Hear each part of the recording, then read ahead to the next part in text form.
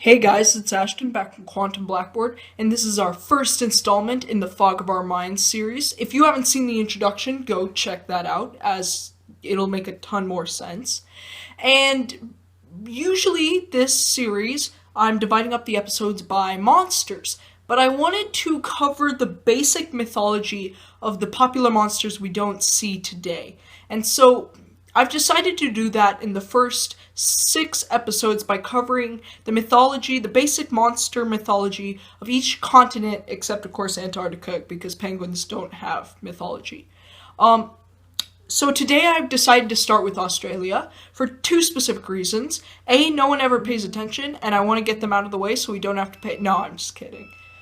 Darn it. Dexcom. Anyway, let's truck right along. As we've got the mythology of Australia divided into 9 creatures, I believe. The 9 most basic creatures is what I've got.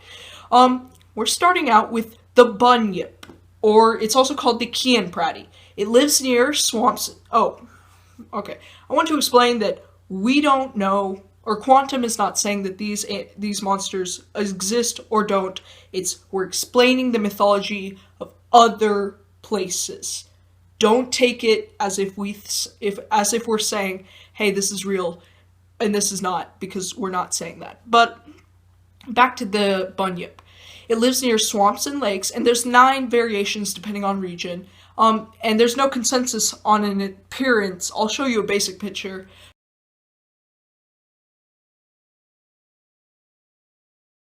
But because of the variations, they're regional, by the way.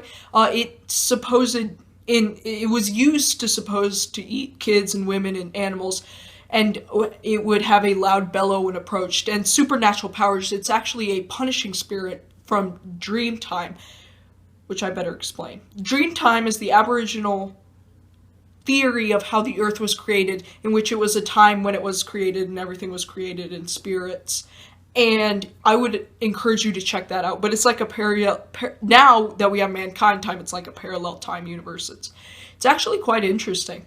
But a lot of these are spirits from that period. So it was a punishing spirit from the dream time, and there were lots of sightings reported in the 1930s.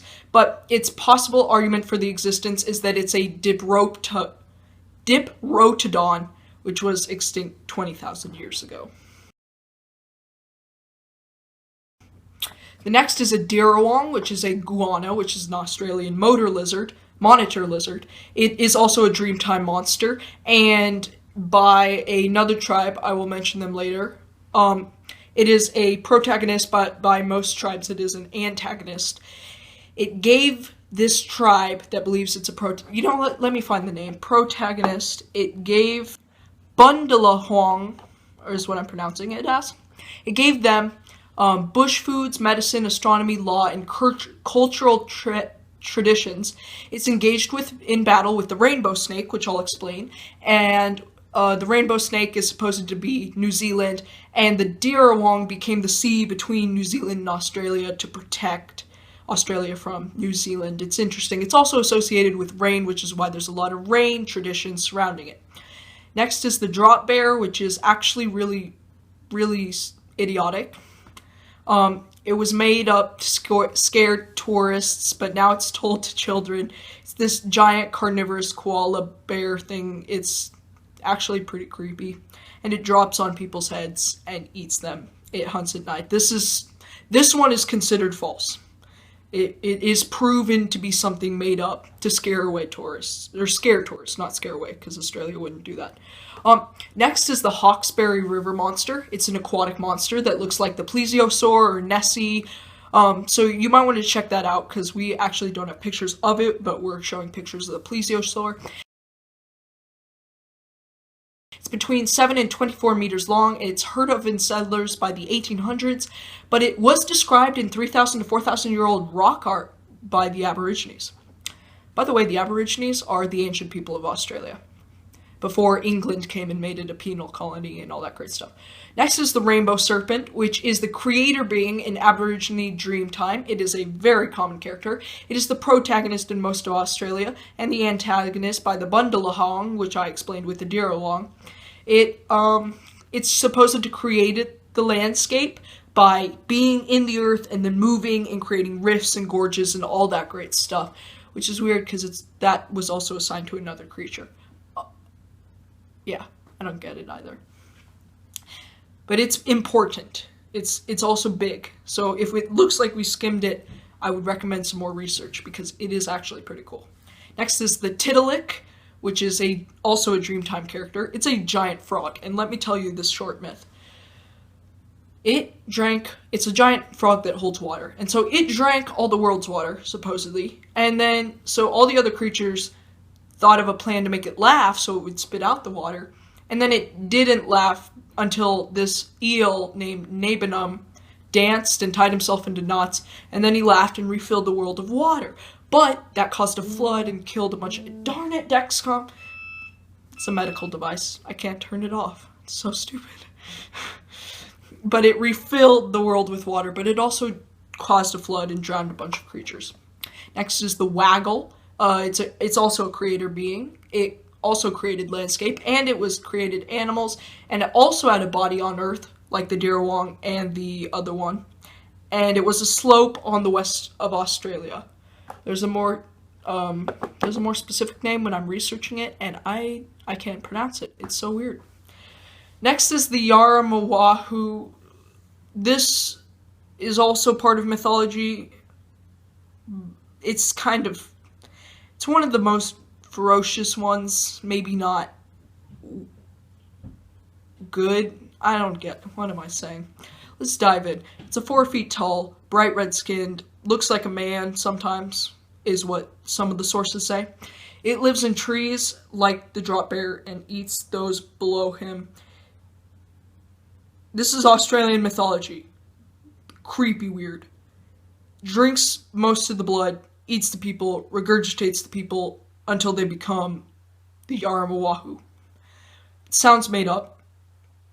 It's not. I'm just kidding. Next is the Yowie. This is super prominent in a lot of culture, not even Australian, so you've probably maybe heard of it if you watch Scooby-Doo. It's a hominid like Bigfoot. Interesting fact, something described like Bigfoot, like the Yeti, abominable snowman, Sasquatch, all that great stuff is found on every single continent except Antarctica. And when I say every single continent, you can probably exclude Antarctica. Because like I said, penguins don't do anything. That's a lie. They do that. They don't fly, by the way. But it's so prominent on every single continent that...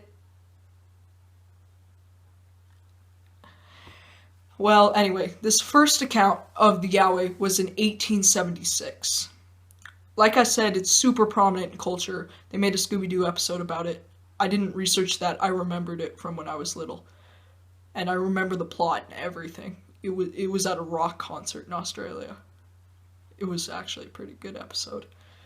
So, if you've been interested by this, it was pretty short. I would recommend researching more, watching Scooby-Doo, researching a lot more. Scooby-Doo is not considered research, I don't think. Oh, hey, more. Okay. It's 6 to 7 feet tall and covered in hair and it's reported to run on both 2 legs and on all 4. So it's like a giant ape.